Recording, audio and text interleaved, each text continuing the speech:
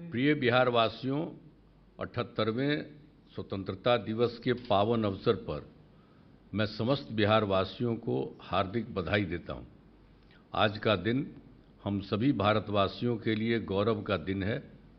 राष्ट्रभक्तों के साहस, त्याग एवं बलिदान के फलस्वरूप 15 अगस्त 1947 को हमारा देश आज़ाद हुआ। आज के दिन हम उन स्वतंत्रता सेनानियों को श्रद्धा सुमन अर्पित करते हैं जिन्होंने आज़ादी की लड़ाई में अपने प्राणों की आहुति दी। उनके उच्च आदर्श आज भी हम सबों के लिए प्रेरणा के स्रोत हैं। मैं उन वीर जवानों को भी नमन करता हूं जो बहादुरी से देश की सरहदों की सुरक्षा कर रहे हैं। उनके बलिदान को कभी भुलाया नहीं जा सकता है। देश की रक्षा करने वाली भारतीय सेना का हम अभिनंदन करते हैं। इतिहास इस बात का गवाह है कि बिहार ने स्वतंत्रता आंदोलन में अग्रणी भूमिका निभाई है।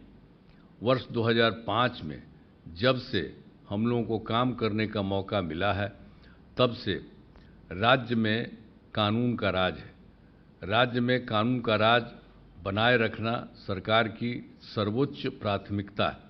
सरकार द्वारा अपराध नियंत्रण एवं विधि व्यवस्था संधारण के लिए सभी आयामों पर योजनाबद्ध तरीके से काम किया जा रहा है। वर्ष 2005 में जब हमारी सरकार बनी तो पता चला कि बिहार में पुलिस बल की संख्या मात्र 42,481 है, जो ज़रूरत के हिसाब से बहुत कम थी। इसलिए पदों का सृजन कर पुलिस में बड़ी संख्या में बहाली की गई। अब पुलिस बल की संख्या बढ़कर 1,10,000 हो गई है, जिसमें महिलाओं की संख्या लगभग 30,000 है। बिहार में पुलिस में महिलाओं की भागीदारी देश में सबसे अधिक है। पुलिस के पदों की संख्या को बढ़ाकर 2,27,000 तय कर दिया गया है, जिस पर तेजी से बहाली की जा रही है। इसी माह में पुलिस के लगभग 21,000 पदों पर बहाली के लिए परीक्षा आयोजित की जा रही है। उम्मीद है कि इस साल और अगले साल में पुलिस के सभी पदों पर बहाली पूरी कर ली जाएगी। आप लोग देख ही रहे हैं कि वर्ष 2005 में हम लोगों ने कितना काम किया है।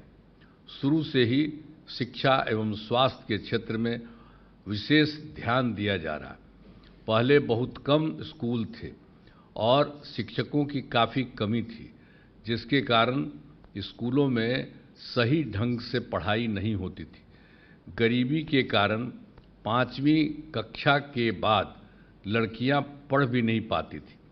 इसलिए सबसे पहले नए स्कूल खोले गए और कई स्कूलों में नए क्लास रूम बनाए गए। वर्ष 2006-07 में लड़के लड़कियों के लिए पोशाक योजना शुरू की गई। वर्ष 2008 में 9वीं क्लास की लड़कियों को विद्यालय जाने के लिए साइकिल योजना चलाई गई। वर्ष 2010 में लड़कों को भी साइकिल दी गई। शिक्षा को बढ़ावा देने के लिए सभी पंचायतों में उच्च माध्यमिक विद्यालय 10+2 स्कूल खोले गए। 2005 में जब हमारी सरकार आई थी तो विद्यालयों में शिक्षकों की काफ़ी कमी थी। इसे देखते हुए वर्ष 2006-07 से पंचायत और नगर निकायों के माध्यम से बहाली की गई। कई चरणों में लगभग 4.25 लाख शिक्षकों को नियोजित किया गया। स्कूलों में पढ़ाई अच्छे ढंग से हो, इसलिए वर्ष 2021 में तय किया गया कि शिक्षकों की बहाली सरकारी तौर पर हो।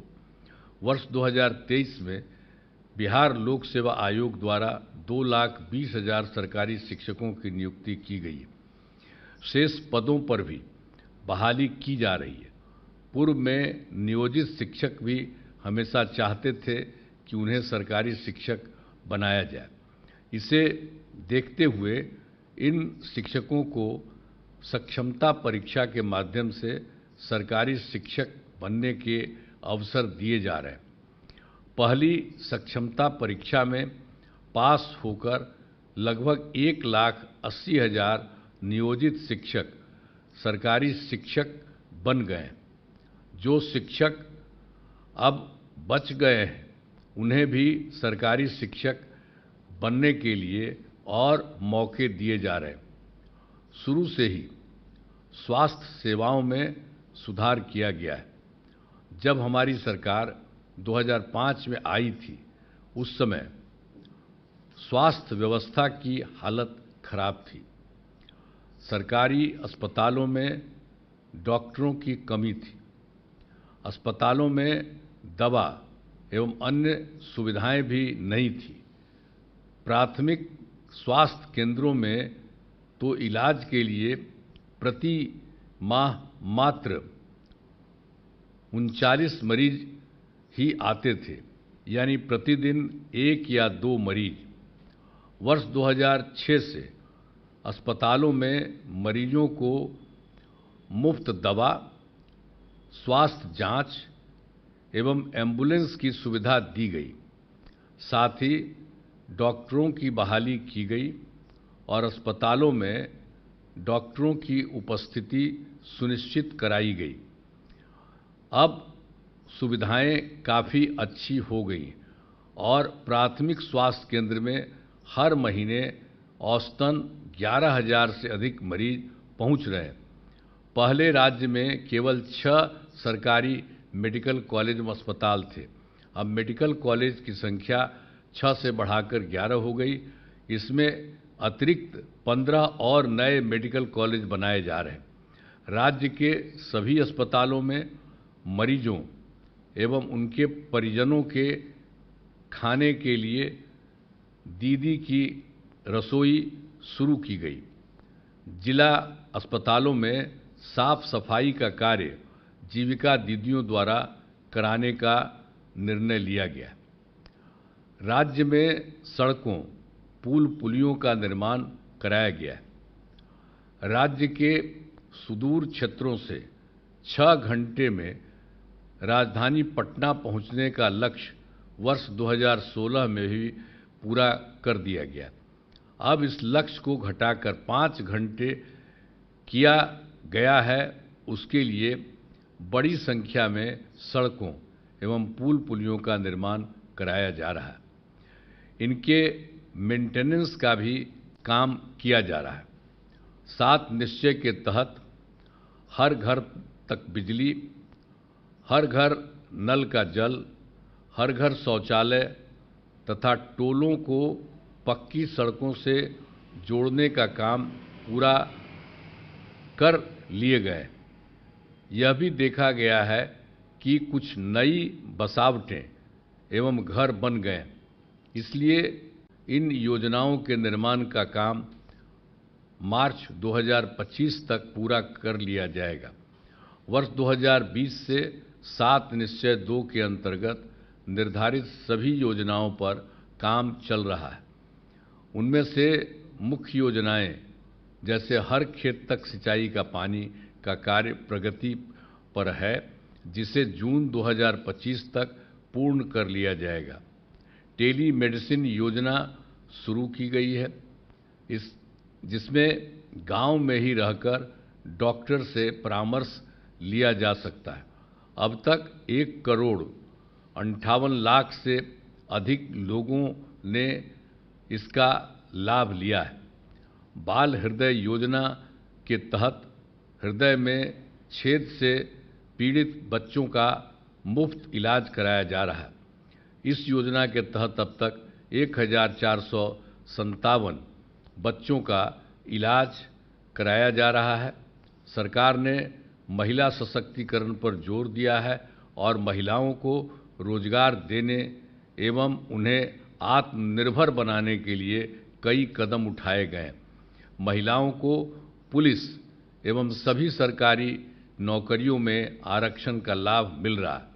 पहले बिहार में स्वयं सहायता समूहों की संख्या बहुत कम थी। हमने वर्ष 2006 में विश्व बैंक से कर्ज लेकर राज्य में स्वयं सहायता समूहों का गठन किया, जिसे जीविका नाम दिया। अब स्वयं सहायता समूहों की संख्या 10,51,000 हो गई है, जिसमें जीविका दीदियों की संख्या 1,31,00,000 हो गई है। अब इसी तर्ज पर शहरी क्षेत्रों में भी स्वयं सहायता समूह का गठन शुरू करा दिया है। राज्य में युवाओं को सरकारी नौकरी एवं रोजगार उपलब्ध कराया जा रहा है।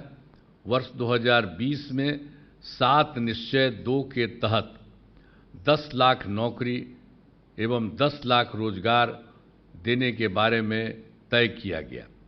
सरकार इस पर लगातार काम कर रही है।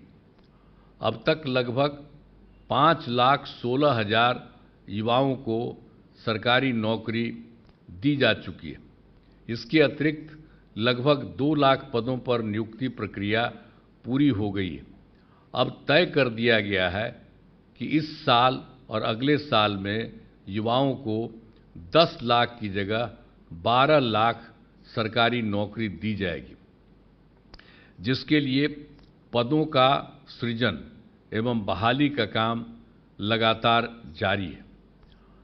जहां तक रोजगार की बात है, पिछले 4 वर्ष में 24 लाख लोगों को रोजगार दे दिया गया है तथा इस साल और अगले साल में 10 लाख और लोगों को रोजगार देने की संभावना है।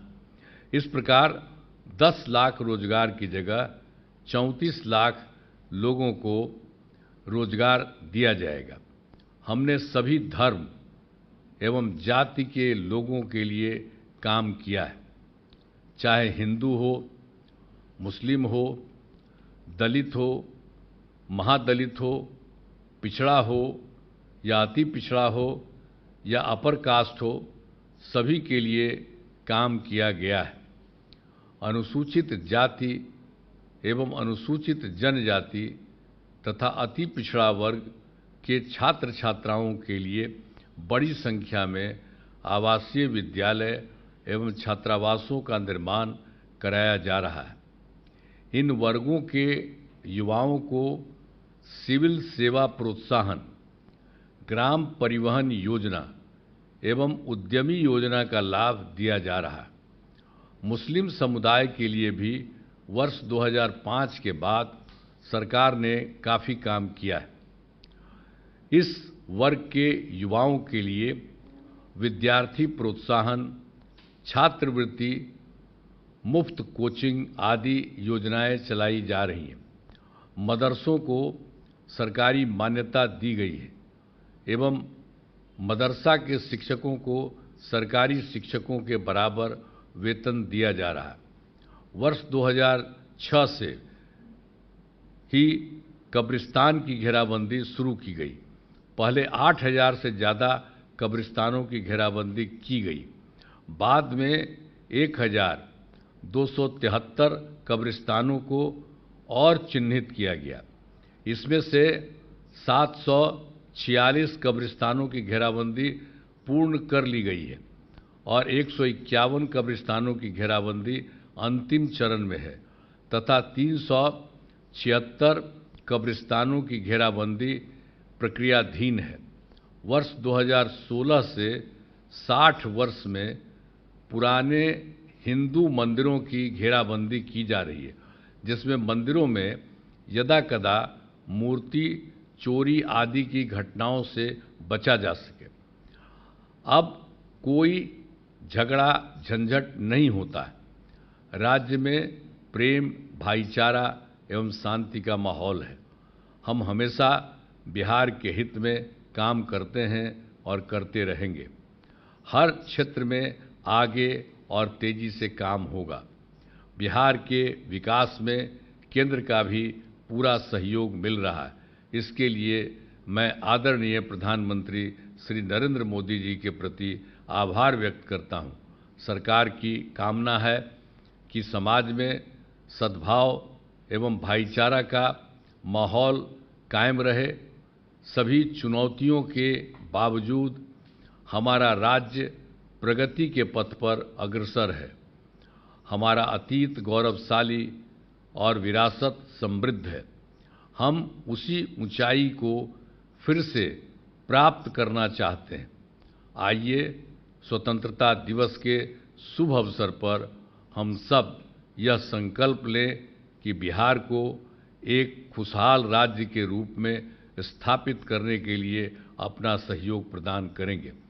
मैं इस अवसर पर एक बार पुनः सभी बिहार वासियों को शुभकामनाएं देता हूं। धन्यवाद। जय हिंद।